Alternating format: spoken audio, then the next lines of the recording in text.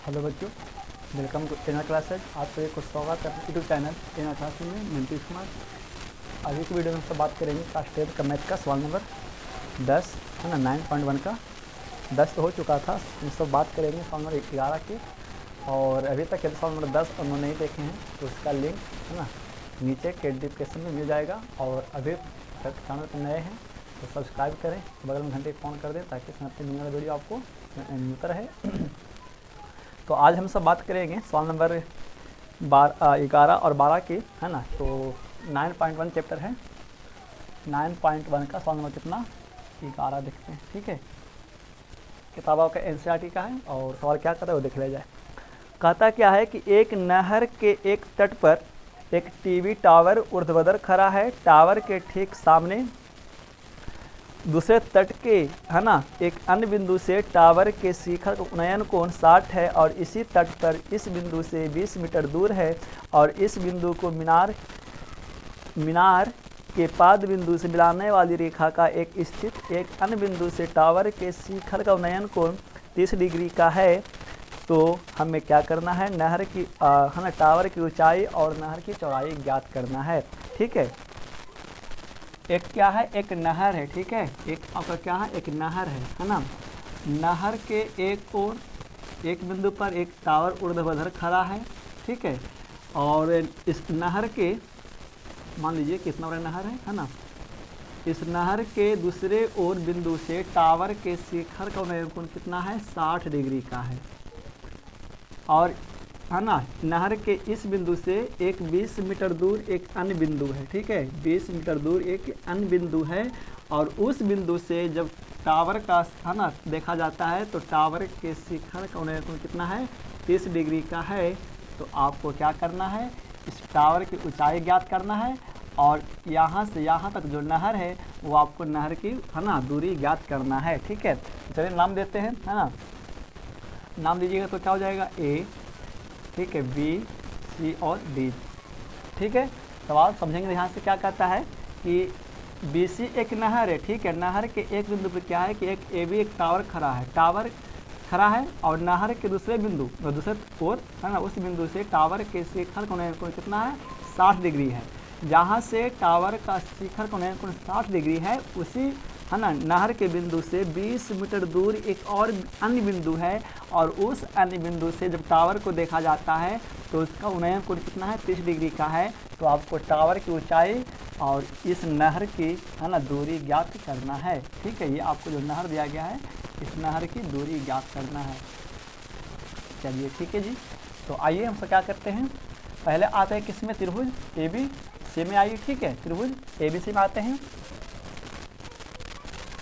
त्रिभुज प्रमाण में, है ना, त्रिभुज कहाँ आएंगे हम सब, त्रिभुज ABC में आते हैं।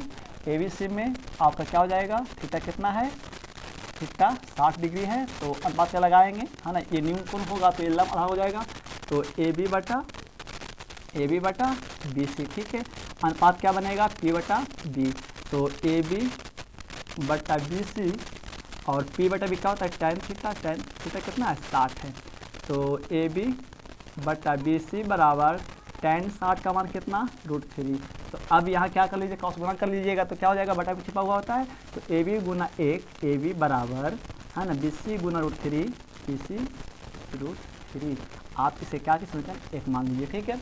चलिए अब हम सब कहाँ आएंगे, आते हैं बड़ा त्रिभुज में। बड़ा त्रिभुज देखिए, यदि इसको मिटा दें तो बड़ा त्रिभुज क्या बन जाएगा आपका, ABD। और ABD में थीटा कितना है, 30 है, ठीक है। चलिए जी, अब कहाँ आएंगे हम सब, अब त्रिभुज कहाँ है, ABD में। और ABD में थीटा कितना, 30। अनुपात से क्या लगाएंगे, AB बटा BD, है ना, AB बटा BD, AB बटा BD। और AB बटा BD अनुपात क्या लगेगा, P बटा B। और AB का AB छोड़ दीजिए और बटा BD। हम सब BD को क्या देखिए, तो ये पूरे BD को क्या तो दो भागों में लिख सकते हैं। कौन सा भाग लिखेंगे, एक BC और दूसरा DC, है ना। तो लिख सकते हैं क्या, लिख दीजिए। तो DC प्लस BC। और नहर आपका कौन है, नहर BC ही है। नहर की दूसरा बिंदु से लेकर के ना एक अन्य बिंदु उधर और कोई एक बिंदु है, ठीक है, फिर वहाँ से देखता है। तो नहर आपको मात्र BC है, ठीक है, तो आपको इसी का दूरी लाना है और टावर की क्या लाना है, ऊंचाई लाना है। चलिए, तो P/B क्या होगा, tan थीटा, है ना, और थीटा क्या हो जाएगा आपका 30।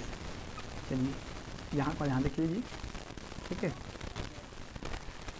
तो AB का AB और DC जो आपका है ना, जो DC है वो कितना है 20 मीटर। तो DC देखिए कितने मीटर, 20 मीटर प्लस BC का BC छोड़ और tan इसका मान कितना 1/√3।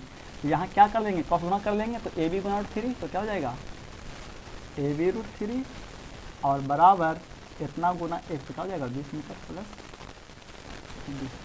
इधर ये बटा में इधर आएगा तो ये गुना, सॉरी इधर ये गुना में है ना, और इधर आएगा तो क्या हो जाएगा, ये बटा में हो जाता है, तो क्या हो जाएगा AB बराबर 20 मीटर प्लस BC बटा √3।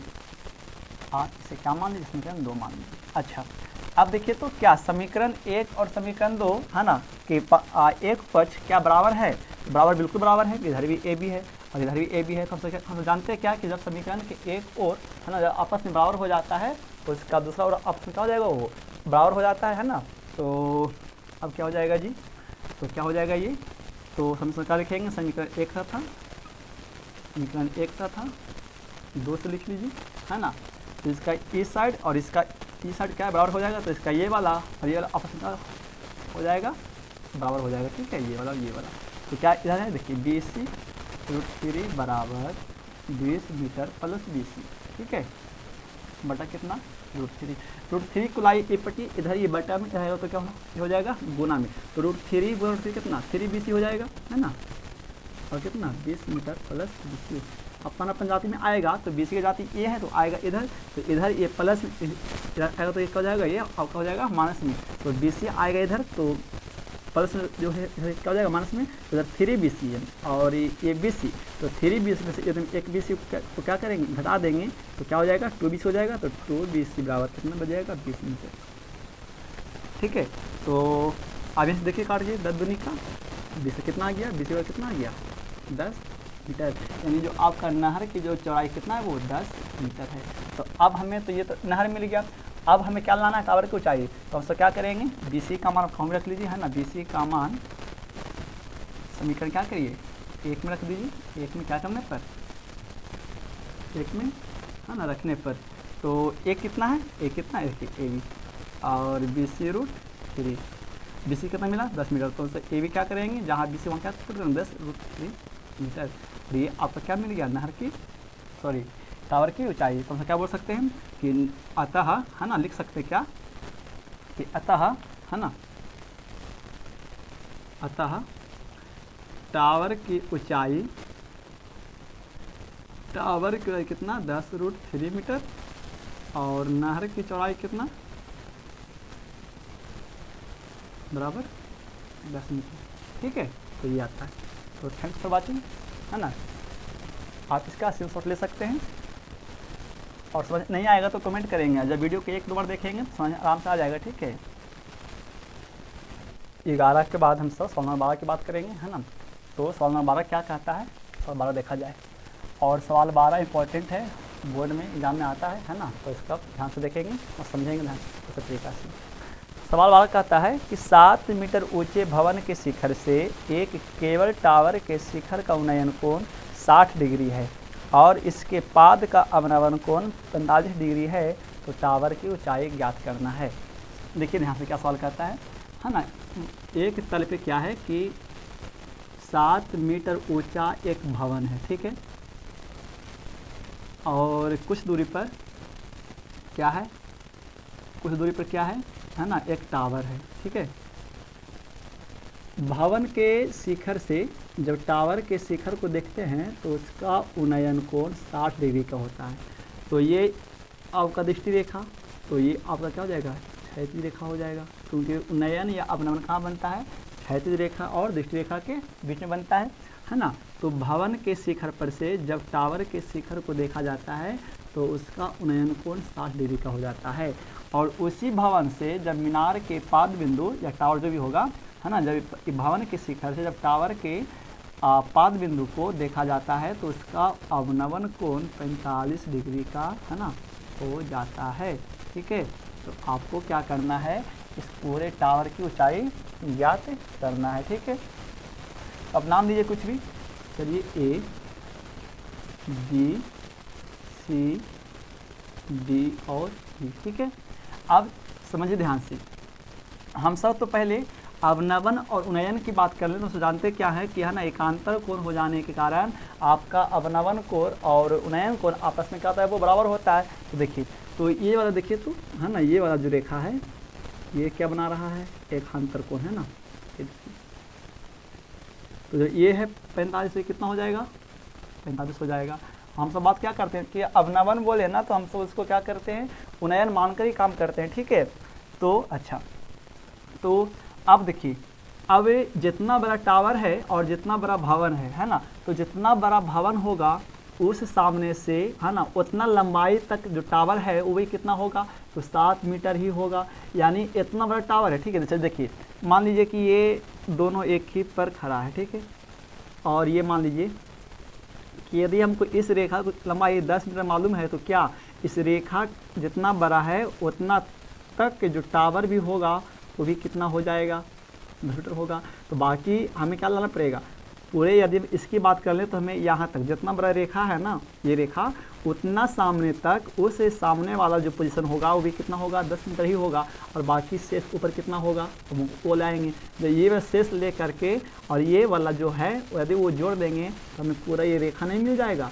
ठीक है, वही बात इसमें करना है, यदि जो ये भवन 7 मीटर होगा तो इस भवन के सामने से भी कितना होगा, 7 मीटर ही होगा।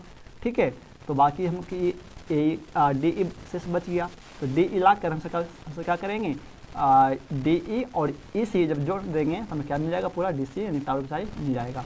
ठीक है, तो हम सब पहले क्या करेंगे, पहले ये ज्ञात करते हैं क्या कि भवन से टावर कितना दूरी पर है, हम वो ज्ञात कर लेते हैं। ठीक है, ये वाला भाग, भाई टावर से भवन कितना दूरी पर है हम सब वो ज्ञात कर लेते हैं। तो देखिए, तो टावर से भवन कितना दूरी पर है ना, तो जितना ये वाला होगा जितना ये वाला भी होगा। ठीक है, जितना ये वाला होगा इतना ये भी होगा। ठीक है ना, चलिए, तो हमें टावर से भवन की दूरी लाने कहाँ आएंगे, त्रिभुज इसमें आते हैं, ए बी सी में आइए। ठीक है जी, चलिए, तो त्रिभुज कहाँ आएंगे हम सब, त्रिभुज ए बी सी में, तो ए बी सी में थीटा कितना है, 45। ठीक है, तो हम सब क्या करते हैं, लगाया अनुपात, तो ये आपका निरूपण होगा तो ये लंब और ये आधार, तो क्या हो जाएगा, ए बी बटा बी सी, तो क्या होगा अनुपात बी बटा बी। ए बी कितना है, 7 मीटर दिया गया है, और बटा बी सी, तो पी बटा बी क्या होता है, 10, और थीटा कितना है, 45, तो 7 मीटर बटा बी सी बराबर कितना होता है, मान 1 होता है, तो बटा में छिपा हुआ होता है, तो क्रॉस गुना होगा तो बी सी गुना 1 क्या, बी सी बराबर 7 गुना कितना, 7 मीटर, यानी आपको क्या मिल गया, इस भवन से जो टावर की दूरी कितना है वो 7 मीटर की दूरी पर है। तो ये जब 7 मीटर होगा तो इसके सामने एक ही होगा, 7 मीटर ही होगा। ठीक है, तो आपको ए भी कितना मिल गया, 7 मीटर मिल गया। तो चलिए अब क्या करते हैं, जो हमें टावर का शेष लंबाई लाना है वो ले आते हैं। तो हमको ये लाने के लिए कहाँ आना पड़ेगा, तो हम सब देखिए कहाँ आना पड़ेगा, ये देखिए त्रिभुज ए है ना डी ई में आना पड़ेगा। ठीक है, त्रिभुज ए डी में आना पड़ेगा। तो अब क्या करेंगे हम सब, त्रिभुज ए डी ई में, और ए डी ई में थीटा कितना है, 60 है। अनुपात क्या लगाएंगे हम सब, डी ई बटा ए ई। ठीक है, तो पी बटा बी हो जाएगा, है ना, डी बटा ये क्या होगा, पी बटा बी हो जाएगा। तो चलिए, तो डी ई लाना है तो डी का डी ई छोड़ दीजिए ना। ठीक है, और आपका ए कितना है, 7 मीटर है। ठीक है, ये जब 7 होगा ये कितना होगा, 7 ही होगा, और पी बटा बी क्या होता है, tan थीटा होता है ना, इसके tan थीटा, और थीटा कितना है आपका 60, तो डी ई जो है ना,